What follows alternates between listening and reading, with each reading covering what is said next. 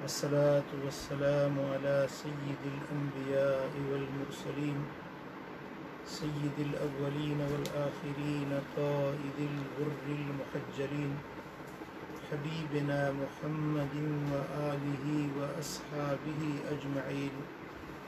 أشهد أن لا إله إلا الله وأشهد أن محمدا عبده ورسوله. أما بعد، أعوذ بالله من الشيطان الرجيم. بسم الله الرحمن الرحيم. وما أصابكم من مصيبة فبما كسبت أيديكم ويعفو عن كثير. صدق الله مولانا العلي العظيم. إن الله وملائكته يصلون على النبي يا أيها الذين آمنوا صلوا عليه وسلموا تسليما. اللهم صل وسلم وبارك على نبينا محمد وعلى آله وأصحابه أجمعين. मुसलमान भाइरो, अज आचर जो ॾींहुं 5 अप्रैल जेको असांजो दरबार फज़लाबाद शरीफ मातली में माहवार प्रोग्राम थींदड़ हुयो। वक़्त जे हालात जे पेश नज़र अॼु उनखे हिन ई अंदाज़ में मल्हाए रहिया आहियूं जीअं तव्हां ॾिसी रहिया आहियो। अल्लाह जे दर ते दुआ आहे त हीअ जेका कोरोना जी वायरस असांजे प्यारे वतन पाकिस्तान ऐं पूरी दुनिया जे मथां हीअ जेका मुसीबत आया ताला जल्ल शानो इनखे दफ़ा फरमाए। अल्लाह ताला पूरे आलम इस्लाम जे मथां पंहिंजी बाझ फरमाए। पूरी बशरियत जे मथां, इंसान ज़ात जे मथां जेका ही तकलीफ़ आयल आहे, अल्लाह तबारक व ताला पंहिंजे फज़ल ऐं करम सां पंहिंजे हबीब जे सदके इहा मुश्किल माफ़ फरमाए। क़ुरान मजीद में अल्लाह तबारक व ताला जल्ल शानो फरमायो, वमा असाबकुम मिन मुसीबतिन फबिमा कसबत ऐदीकुम। ऐं तव्हांखे जेका बि मुसीबत पहुचे थी इहा तव्हांजे हथनि जी कमाई आहे, तव्हांजे अमलनि जी शामत आहे। तव्हांजे किरदार, तव्हांजे किरकार ऐं तव्हांजे बदअमलियुनि जे करे मुसीबत तव्हांजे मथां अचे थी। वयाफ़ू अन कसीर, ऐं अल्लाह ताला जल्ल शानो जो इहो फज़ुल आहे जो घणनि गुनाहनि खे त उहो माफ़ फरमाए छॾे थो। ॿी जाइ ते क़ुरान मजीद में रब्बुल आलमीन जल्ल शानो फरमायो, ज़हर अल फ़साद फ़िल बर्र वल बहर बिमा कसबत ऐदी नास। खुशकी में ऐं समुंडनि में बिगाड़ पैदा थी वियो, दुनिया जो निज़ाम दरहम बरहम थी वियो, दुनिया जे मामलात में हर मामिलो उलट पुलट थी वियो। छाजे करे? सबब कहिड़ो आहे? बिमा कसबत ऐदी नास, हिन जे करे जो इहा माण्हुनि जे हथनि जी कमाई आहे, माण्हुनि जे अमलनि जी शामत आहे। छाजे लाइ? लियुज़ीक़हुम बअदल्लज़ी अमिलू, हिन जे लाइ जेकी उहे अमल कनि था उन्हनि मां कुझु बदअमलनि जो मज़ो उन्हनि खे चखाए। लअल्लहुम यरजिऊन, हिन जे लाइ त मन उहे अल्लाह जे दर ते मोटी पवनि।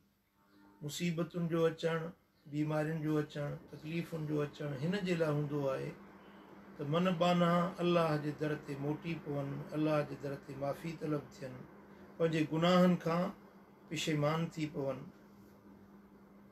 ऐं रब्बुल आलमीन जल्ल शानो फरमाए त वलनुज़ीक़न्नहुम मिनल अज़ाबिल अदना दूनल अज़ाबिल अकबर लअल्लहुम यरजिऊन।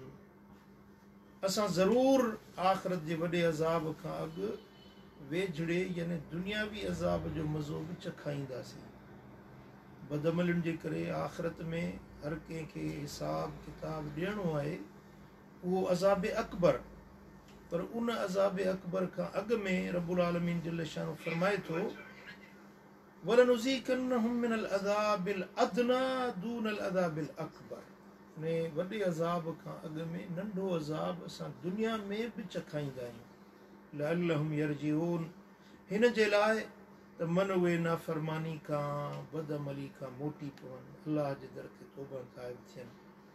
दोस्तान मोहतरम, हीअ तकलीफ़ जेका दुनिया में आई आहे इहा असांजे अमलनि जी शामत आहे।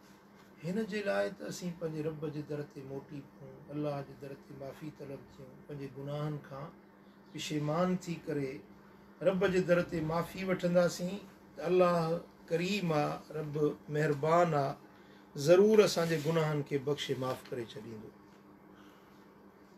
क़ुरान मजीद में अलाह तबारक व तआला जल्ल शानू हिकु ॻोठ जो मिसाल ॾिनो आहे। वदरबल्लाहु मसलन क़रियतन आमिनतन वदरबल्लाहु मसलन क़रियतन कानत आमिनतम मुतमइन्ना। अलाह ताला हिकु ॻोठ जो मिसाल ॾिनो आहे। उहो ॻोठ जेको अमुन वारो हुयो, इत्मीनान वारो हुयो। यअतीहा रिज़्क़ुहा रग़दम मिन कुल्लि मकान, उन ॻोठ वारनि खे रोज़ी रिज़्क़ अलाह ताला हर पासे ॾऊं मनपसंदि रोज़ी ॾींदो हुयो। फ़कफ़रत बिअनउमिल्लाह, पोइ उन्हनि अलाह जे नेमतुनि जो इनकार कयो, नाशुक्री कई, अलाह जी बेफ़रमानी कई। फ़अज़ाक़हल्लाहु लिबासल जूइ वल ख़ौफ़, पोइ अलाह ताला जल्ल शानू उन्हनि खे बुख जो ऐं ख़ौफ़ जो लिबास पहिरायो। उहो ॻोठ जेको अलाह जे नेमतुनि ते पलबा हुया उहे माण्हू, पर जॾहिं अलाह जी बेफ़रमानी कयूं त रब्बुल आलमीन जल्ल शानू उन खे ॿिनि क़िस्मनि जी तकलीफ़ में मुब्तला कयो। हिकिड़ो उन्हनि खे बुख ॾिनई, माशी तरह तंगी ॾिनई। ॿियो उन्हनि जे मथां ख़ौफ़ मुसलत कई। अलाह साईं जल्ल शानू शाल पनाह में रखे। अॼु जेकी असीं हालात ॾिसूं था, ही लॉकडाउन, ही ग़रीबनि जी बेरोज़गारी, बुख, अफ़लास ऐं ख़ौफ़ ऐं हिरास, माण्हू माण्हू खां डिॼे पियो, हथु कोई केरु केरु ख़ौफ़ बिमा कानू यसनऊन, इहो ख़ौफ़ ऐं बुख जो लिबास अलाह ताला उन्हनि खे इन जे करे पहिरायो बिमा कानू यसनऊन, जेकी उहे अमल कंदा हुया, उन्हनि जे बदअमली जे करे, उन्हनि जे गुनाहनि जे करे, उन्हनि जे प्रकारनि किरदारनि ऐं बद अफ़आलियुनि जे करे अलाह ताला जल्ल शानू उन्हनि खे जेकी रोज़ी रिज़्क़ जी फरावानी बख़्शण। जॾहिं बानो अलाह जे दर ते मोटंदो आहे रब्बुल आलमीन जल्ल शानू उन जे हड़नी गुनाहनि खे बख़्शे माफ़ करे छॾींदो आहे। ऐं मुंहिंजा दोस्तो, रसूल अकरम सल्लल्लाहु अलैहि वसल्लम जन फरमायो आहे त मोमिन बानो जॾहिं उन खे तकलीफ़ अचे, जॾहिं उन खे बीमारी अचे, मुसीबत अचे, दर्द अचे, त उहो पंहिंजे अलाह ॾे मुतवजह थींदो आहे, अलाह जे दर ते रुजू इलल्लाह कंदो आहे। अलाह ताला जल्ल शानू उन तकलीफ़ जे करे उन जे दर्जनि खे बुलंद करे छॾींदो आहे। यादि रखो, तकलीफ़ मञण वारनि ते बि ईंदी आहे, न मञण वारनि ते बि ईंदी आहे, फर्मा बरदारनि ते बि ईंदी आहे, बेफ़रमाननि ते बि ईंदी आहे, मुस्लमाननि ते बि तकलीफ़ ईंदी आहे, काफ़रनि ते बि तकलीफ़ ईंदी आहे। अचण जो सबबु पंहिंजा बदअमल आहिनि, पर जॾहिं उहा तकलीफ़ मोमिन जे मथां ईंदी आहे त अलाह ताला उन जे गुनाहनि खे मेटे छॾींदो आहे, उन जे दर्जात खे बुलंद करे छॾींदो आहे। ऐं जेकॾहिं मुजरिम ॾोहारी ऐं काफ़र जे मथां उहा तकलीफ़ ईंदी आहे त उहो उनजे लाइ दुनिया जो बि अज़ाब हूंदो आहे ऐं आख़िरत जो बि अज़ाब हूंदो आहे।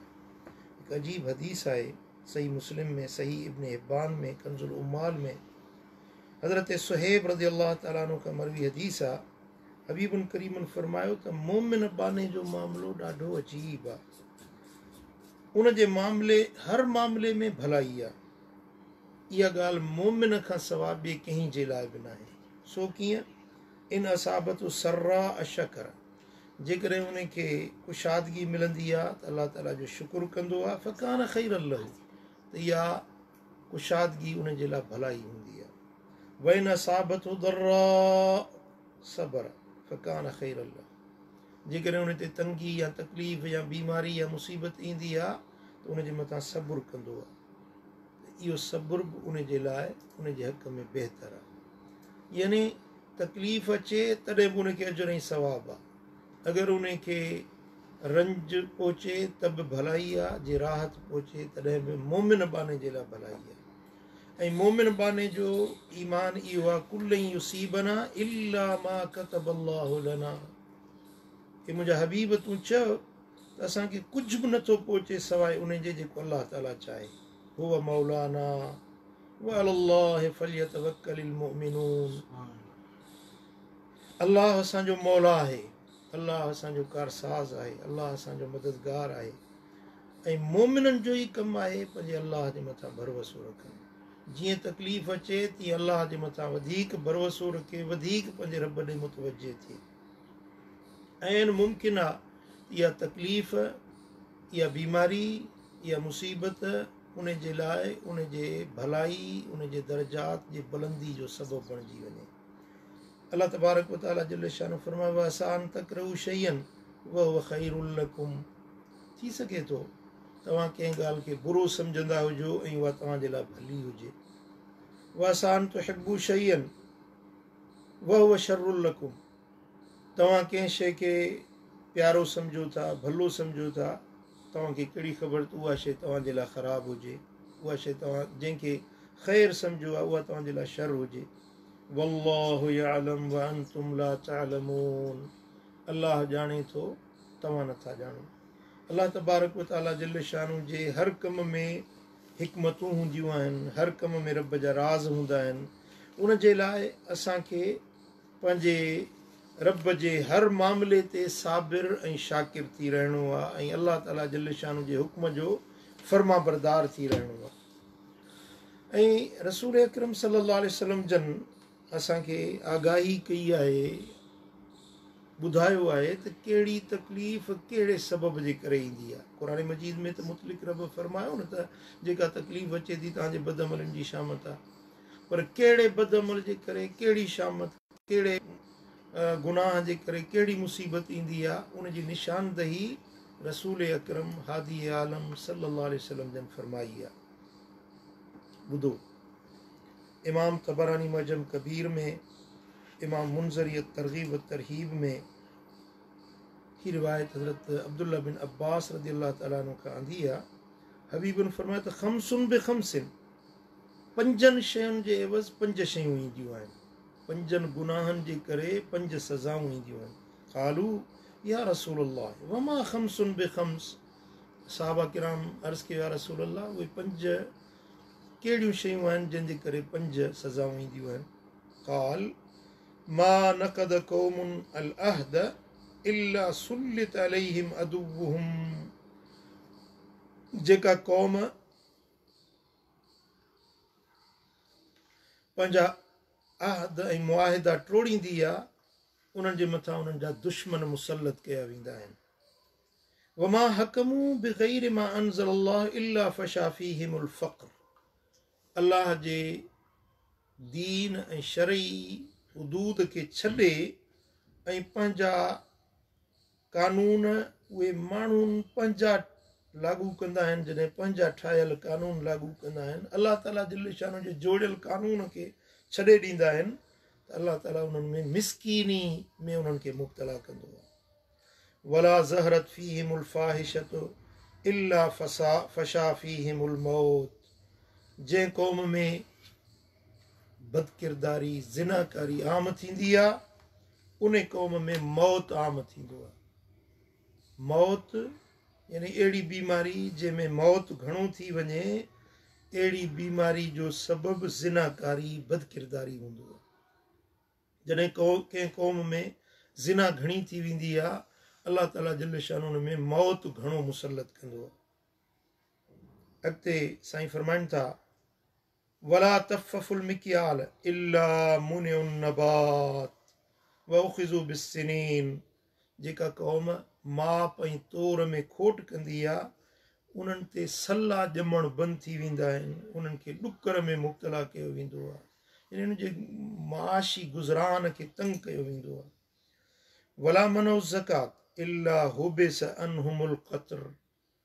हबीबन करीमन फरमायो त जेके माण्हू ज़कात ॾियणु बंदि कंदा आहिनि, उन्हनि ते अल्लाह ताला मींहं रहमत जो वसाइणु बंदि करे छॾींदो आहे।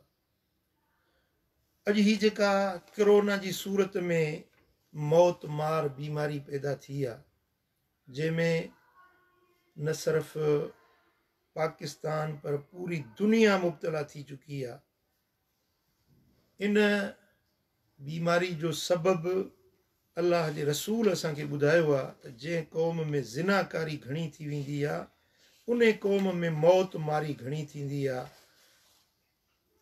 ॿी हदीस पाक आहे, इमाम तबरानी मुअजम कबीर में आंदी आहे, इमाम हाकिम शहीद पंहिंजे मुस्तदरक में रिवायत आंदी आहे। हबीबन फरमायत इज़ा ज़हर ज़िना वर रिबा फी क़रियतिन फ़क़द अहल्लू बिअनफुसिहिम किताबल्लाहि अज़्ज़ वजल।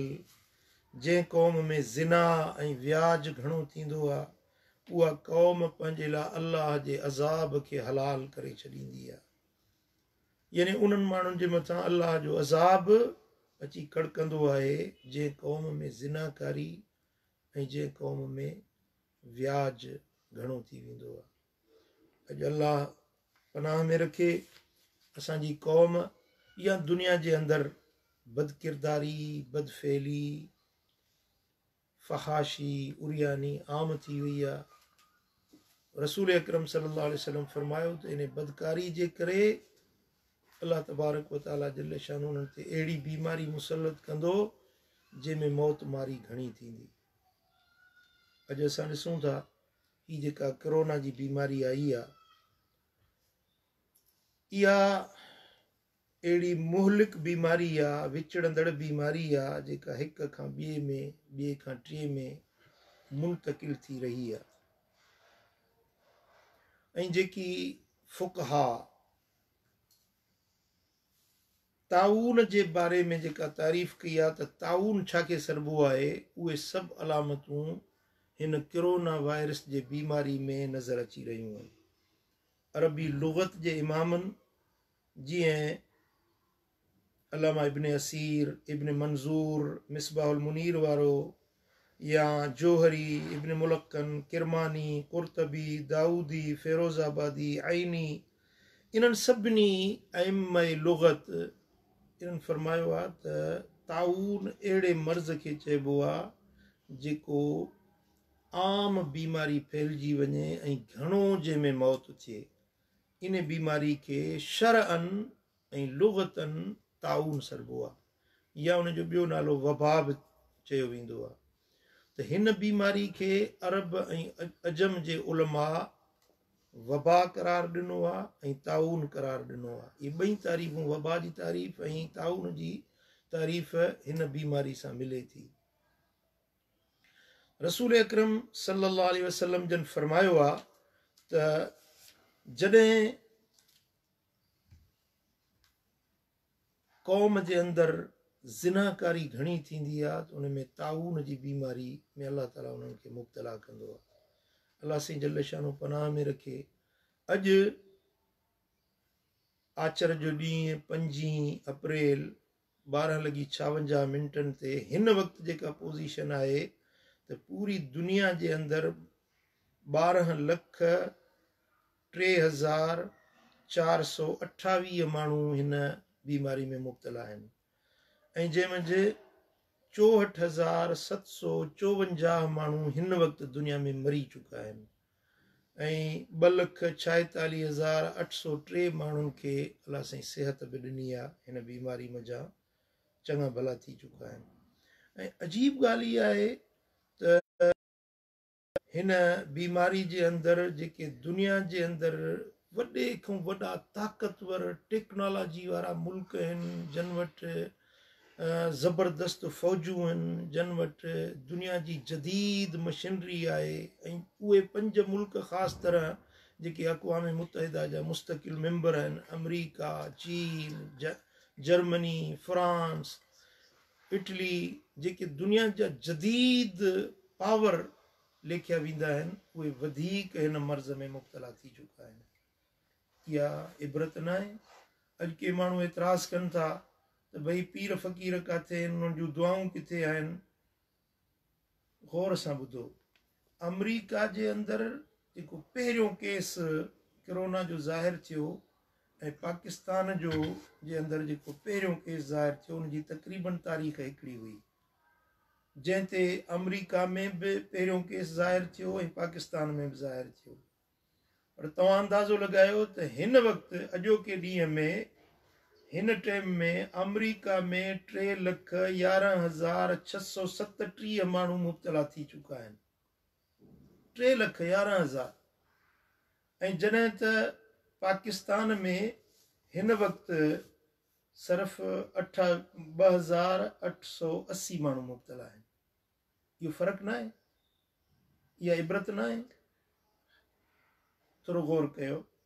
साॻी तारीख़ ते जंहिंमें अमेरिका मुब्तला थियो उन साॻी तारीख़ ते पाकिस्तान बि मुब्तला थियो।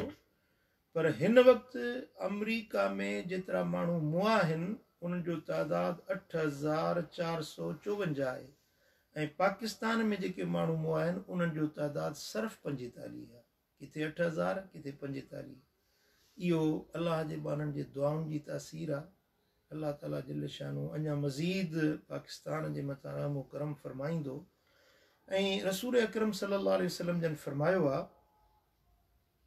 त ताऊन अल्लाह ताला जल शानो जो अज़ाब हुयो जेको तव्हां खां अॻियुनि क़ौमुनि मंझां कन क़ौमुनि जे मथां अल्लाह ताला जल शानो उहो अज़ाब नाज़िल कयो। इन हादा ताऊन रिजसुन, हबीबन फरमायो त ही ताऊन अल्लाह ताला जो अज़ाब आहे ऐं उन अज़ाब खे अल्लाह ताला पंहिंजे बेफ़रमान बाननि ते नाज़िल फरमायो। ऐं ॿी हदीस पाक में आहे रसूल अकरम सल्लल्लाहु अलैहि वसल्लम जन फरमायो इन हादल वबा रिजसुन अहलक अल्लाहु बिही बादल उमम। ही जेको ताऊन आहे वबा आहे इहा अल्लाह ताला जो अज़ाब आहे जेको तव्हां खां अॻियुनि कन क़ौमुनि खे अल्लाह ताला इन में मुब्तला कयो हुयो। हबीबन करीमन फरमायो त इहो ताऊन सैयदा आयशा सिद्दीक़ा रज़ी अल्लाह ताला अन्हा खां मरवी हदीस आहे।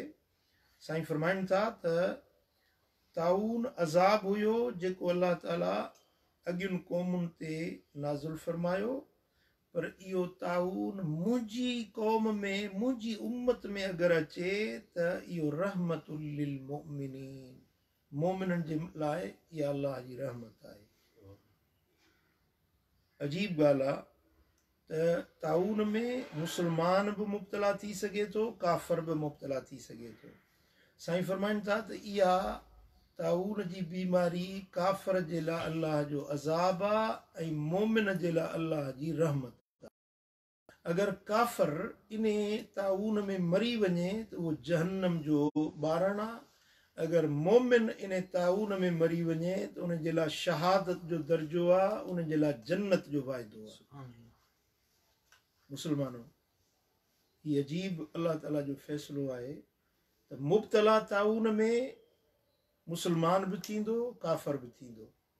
पर काफ़िर जे लाइ इहो ताऊन अल्लाह जो अज़ाब हूंदो ऐं मोमिन जे लाइ इहो ताऊन अल्लाह जी रहमत हूंदो। अगरि उन में को मुब्तला थी वियो त उन खे घबराइणु न खपे। अगरि इन में उहो चङो भलो थी वञे त इहो गाज़ी जो दर्जो रखे थो। अगरि इन ताऊन में उहो मरी वञे, इन कोरोना वायरस में को मुस्लमान मरी वञे त इहो उन जे लाइ शहादत जो मौत आहे। हबीबन करीमन सल्लल्लाहु अलैहि वसल्लम जन फरमायो त जॾहिं कंहिं क़ौम जे अंदरि ताऊन जी बीमारी अची वञे त उन्हनि खे पंहिंजे रब ॾे मुतवजह थियणु खपे, पंहिंजे अल्लाह जे दर ते माफ़ी तलब थियणु घुरिजे। ऐं ताऊन जी बीमारी या कोरोना जी बीमारी जंहिं बि शहर में अचे उन जे लाइ शरीयत पाक कुझु क़वाइद ऐं ज़वाबित ऐं कुझु एहतियात आहिनि जेके मुक़ररु फरमाया आहिनि। हबीबन करीमन फरमायो आहे त जॾहिं कंहिं क़ौम जे अंदरि या कंहिं शहर जे अंदरि ताऊन जी बीमारी अची वञे, हीअ हदीस आहे सही मुस्लिम जे अंदरि हज़रत साद रज़ी अल्लाह ताला अन्हु खां रिवायत आहे इदा समेतुम बिताऊन बि अर्दिन फला तदखुलूहा। जॾहिं तव्हां ॿुधो त कंहिं क़ौम में, कंहिं शहर में, कंहिं ज़मीन ते ताऊन जी बीमारी आई आहे, फला तदखुलूहा, तव्हां उन में दाख़िल न थियो। उन शहर में न वञो जिते ताउन जी बीमारी आयल आहे। वइदा वक़ा बिअर्दिन वअंतुम बिहा फला तख़रुजू मिनहा, पर जंहिं शहर में तव्हां मौजूदु आहियो अगरि उन शहर जे अंदरि ताउन जी बीमारी अची वञे त तव्हां उन खां ॿाहिरि न निकिरो। जंहिंखे हींअर जदीद इस्लाह में लॉकडाउन सॼो थो वञे या स्पेसिफिकेशन आइसोलेशन जंहिंखे सॼो थो वञे, अॼु जदीद डॉक्टरी टर्म्स आहिनि त तव्हां ही एहतियात कयो। अजीब ॻाल्हि आहे त असांजे रसूल सोणे महबूब मुहम्मद करीम सल्लल्लाहु अलैहि वसल्लम जन अॼु खां 1400 साल अॻु में आइसोलेशन स्पेसिफिकेशन ऐं इहो करंटीन जेको अॼु लफ़्ज़ इस्तेमालु कयो थो वञे इन जी तालीम रसूल अकरम सल्लल्लाहु अलैहि वसल्लम जन असांखे अॻु में ई ॾेई चुका आहिनि। हुज़ूर अलैहिस्सलातु वस्सलाम जन करंटीन जो तसव्वुर ऐं तख़य्युल इहो अॼु जो न आहे, पर रसूल अकरम सल्लल्लाहु अलैहि वसल्लम जन ख़ुदि बयानु फरमायो आहे त जॾहिं कंहिं शहर जे अंदरि ताउन आयल आहे, कोरोना वायरस जहिड़ी का बीमारी आयल आहे, त तव्हां उन शहर में न वञो ऐं जेकॾहिं तव्हां उन शहर में मौजूदु आहियो त उन शहर खां ॿाहिरि न निकिरो, यानी लॉकडाउन कयो, तव्हां ॿाहिरि न निकिरो, खिल्त मिल्त न थियो, हिक ॿिए सां घणी मेल मुलाक़ात न कयो, छो त इहा बीमारी फैलाव करे थी त मतां चङा भला बि उन में मुब्तला थी वञनि। ॾिसो हुज़ूर अलैहिस्सलातु वस्सलाम जन जे दौर में हिकु विचड़ंदड़ बीमारी हुई जंहिंखे सॾींदा हुआ कोड़, चमड़े जी बीमारी हुई। उहा हिकिड़े खां ॿिए में, ॿिए खां टे में मुंतकिल थींदी हुई। हदीस पाक आहे सही मुस्लिम जे अंदरि ऐं इब्न अबी शैबा रिवायत कई आहे, इमाम बैहकी रिवायत आंदी आहे त अन अम्र इब्न शरीदिन अन अबीह क़ाल कान फी वफ़द सक़ीफ़िन रजुलुन मजज़ूमुन फ़अरसल इलैहि नबी सल्लल्लाहु अलैहि वसल्लम इन्ना क़द बायअनाक फ़र्ज। कबीले बनु सकीफ़ जो वफ़द रसूल अकरम सल्लल्लाहु अलैहि वसल्लम जन सां बैअत करण जे लाइ, मुलाक़ात करण जे लाइ आयो। उन वफ़द जे अंदरि हिकिड़ो माण्हू हुयो जंहिंखे कोड़ जी बीमारी हुई, इहा विचड़ंदड़ बीमारी हुई। रसूल अकरम सल्लल्लाहु अलैहि वसल्लम जन बाक़ी सॼे वफ़द सां हथ मिलायो, मुसाफ़ो कयो, उन्हनि सां साईं जन गुफ़्तगू फरमाई, उनखे पंहिंजे क़रीब आंदो। पर जंहिं माण्हू खे उहा कोड़ जी बीमारी, उहा विचड़ंदड़ बीमारी हुई, रसूलुल्लाह सल्लल्लाहु अलैहि वसल्लम जन उन जे लाइ फरमाए त फ़र्ज तूं मोटी वञ, इन्ना क़द बायअनाक, असां तुंहिंजी बैत वठी छॾीसीं, तुंहिंजी बैत थी वई। रसूल अकरम सल्लल्लाहु अलैहि वसल्लम जन उन सां हथ न मिलायो, पाण करीम अलैहिस्सलातु वस्सलाम जन उनखे पंहिंजे क़रीब न कयो। दरअसल इहा उम्मत जे लाइ तालीम हुई। छा असां मज़ा केरु आहे छा जेको रसूलुल्लाह खां वधीक अल्लाह जे मथां भरोसो रखण वारो हुजे? रसूलुल्लाह सल्लल्लाहु अलैहि वसल्लम जन जो इहो अमल उम्मत जे लाइ तालीम हुई त तव्हां जंहिं माण्हू खे इहा बीमारी आहे उन खां हज़र कयो, उन सां वेझे वञण खां, उन सां हथ मिलाइण खां परहेज़ कयो। ऐं ॿी हदीस पाक में आहे, मुस्नद अहमद बिन हम्बल मजमू ज़वाइद में, मुस्नद अबू याला में, अल मुस्नदुल जामे में हज़रत मौला अली शेर जली हैदर करार असदुल्लाह गालिब सैयदना अली बिन अबी तालिब रज़ियल्लाहु तआला अन्हु का मरवी हदीस आहे। हबीबन करीमन फरमाया त ला तुदीमुन नज़र इलल मजज़ूमीन, तव्हां जंहिंखे कोड़ जी बीमारी आहे उन्हनि खे चिताए न ॾिसो। जंहिं माण्हू खे बीमारी, विचड़ंदड़ बीमारी आहे, मसलन जीअं कोरोना वायरस आहे, साईं फरमाइनि था त ला तुदीमुन नज़र, उनखे चिताए गौर सां उन ॾे वरी वरी न ॾिसो।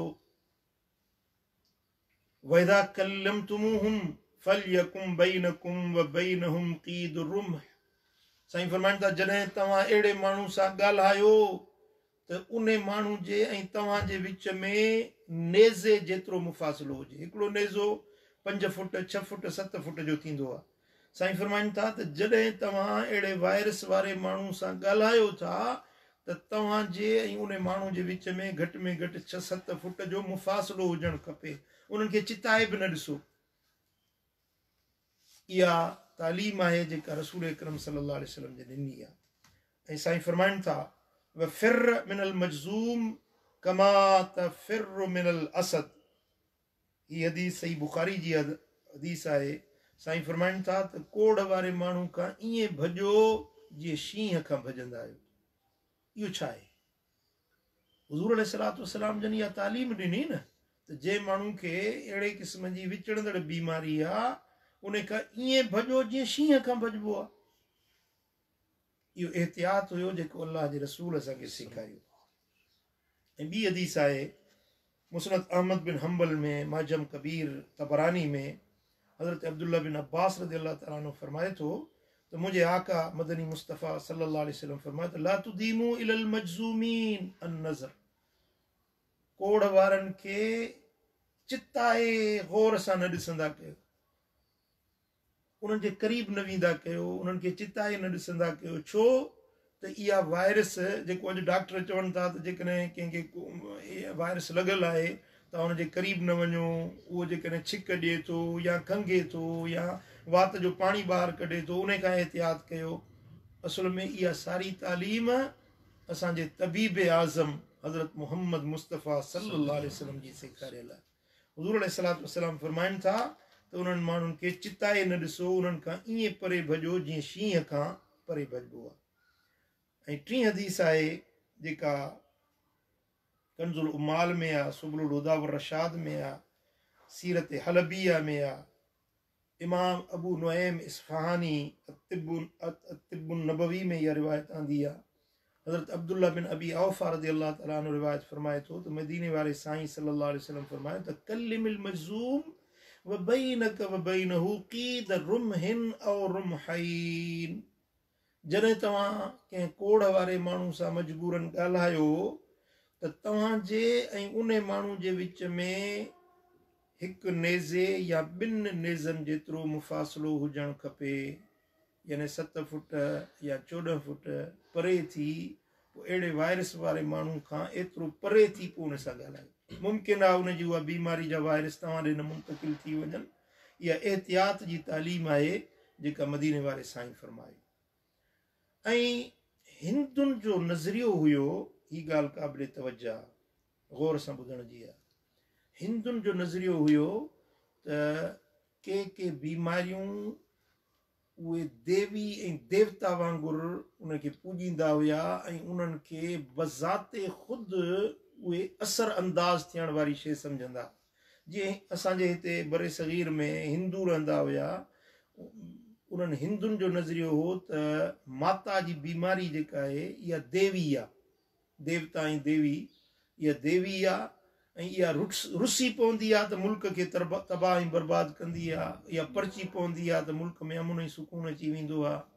पोइ जॾहिं इहा माता जी बीमारी बि विचड़ंदड़ आहे, पोइ जॾहिं इहा बीमारी ज़ाहिर थींदी त पोइ हिंदू पूॼा पाठ कंदा हुआ, चवंदा त इहा नाराज़ न थी पवे ऐं इहा राज़ी हूंदी त असांजे लाइ ख़ैर बरकत हूंदी, इहा नाराज़ थी पवंदी त असांजे लाइ नुक़सानु थींदो। उहे उन बीमारी खे बज़ाते ख़ुदि हिकिड़ी कुवत ऐं ताक़त सम्झी उन खां एहतियात कंदा हुया।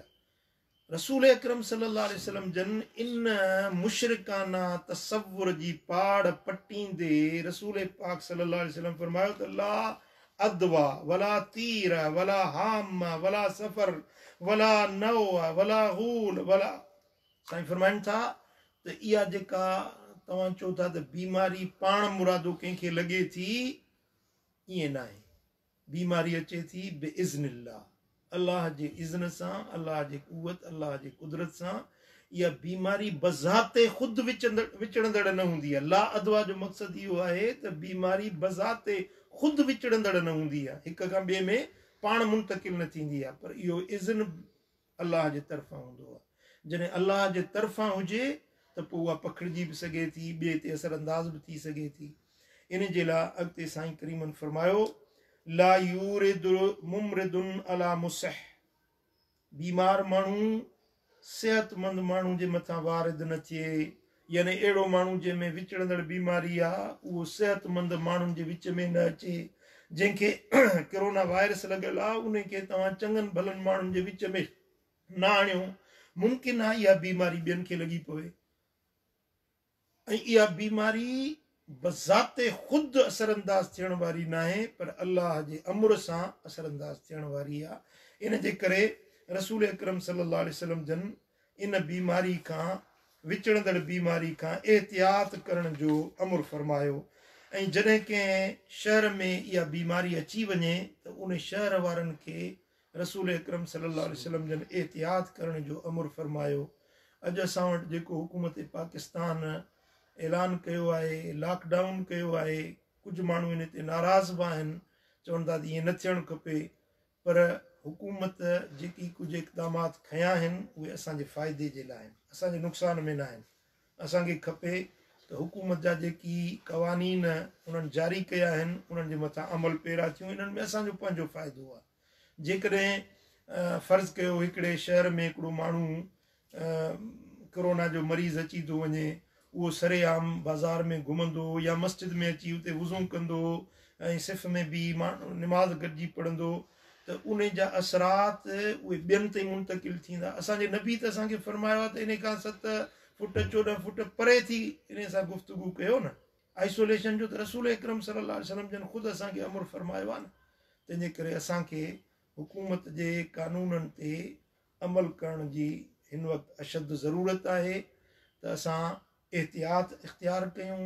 ऐं जेकॾहिं अहिड़े दौर में, अहिड़ी मुश्किल हालात में तव्हां घर में निमाज़ पढ़ो था त तव्हांखे जमायत सां निमाज़ पढ़ण जो अजर ऐं सवाबु मिलंदो। इन में तव्हां बिल्कुलु बेफ़िक्र थियो त असां मस्जिद खां रहिजी विया आहियूं या ॿाहिरि निकिरण खां रहिजी विया आहियूं, इहो असांजे लाइ हिकिड़ो ॾुखियो मरहलो आहे। बराबरि ॾुखियाई आहे, बराबरि इंसान खे इहा तकलीफ़ ज़रूरु थिए थी, पर इन में असांजो फ़ाइदो आहे। ऐं जेकॾहिं तव्हां घर में निमाज़ पढ़ो था हिन मजबूरी जे हालत में, त तव्हांखे जमायत जो अजर ऐं सवाबु घर वेठे निमाज़ पढ़ण में ई मिलंदो। इन में तव्हांजो नुक़सानु कोन्हे, तव्हांजे लाइ फ़ाइदो आहे। तंहिंजे करे मां सभिनी मुस्लमाननि खे गुज़ारिश कंदुसि त उहे हुकूमत जे खयल क़दमनि जी हिमायत कनि ऐं उन ते अमल पैरा थियनि। ऐं असांजे वज़ीर आज़म हिकिड़ो टास्क फोर्स ठाहियो आहे ऐं हिकिड़ी जमायत जोड़ी आहे जेके माण्हुनि खे हली वञी मदद कंदा ऐं माण्हुनि खे हली वञी घर वेठे मानी टुकुर पहुचाईंदा, ख़िदमत ख़ल्क़ कंदा।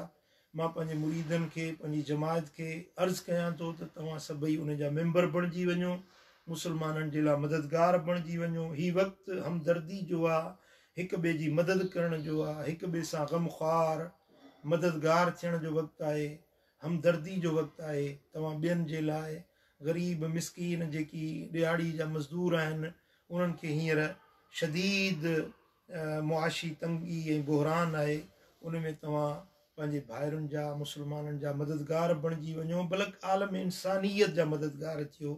को बि इंसान जेकॾहिं कंहिं तकलीफ़ में आहे त तव्हां उन्हनि जी मदद कयो, अलाह साईं तव्हांजी मदद कंदो। अलाह साईं जल शानो खां घणी दुआ घुरो, राति जे पोएं हिसे में दुआ रद्द न थींदी आहे। दुआ घुरो त अलाह ताला हीअ मर्ज़ लाहे, हीअ बीमारी हटाए। अलाह ताला मुस्लमाननि जे मथां ऐं पूरे इंसान ज़ात जे मथां हीअ ॾोझरो, हीअ तंगी, हीअ तकलीफ़ दूर फरमाए।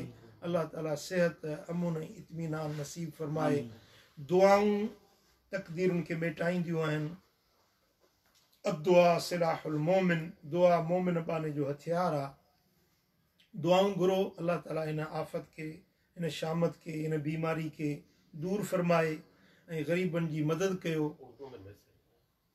अल्लाह तबारक व तआला जल शानो शाल असां सभिनी खे सोणे हबीब जी दसियल तालीम ते अमल करण जी तौफ़ीक़ अता फरमाए। वमा अलैना इल्लल बलाग।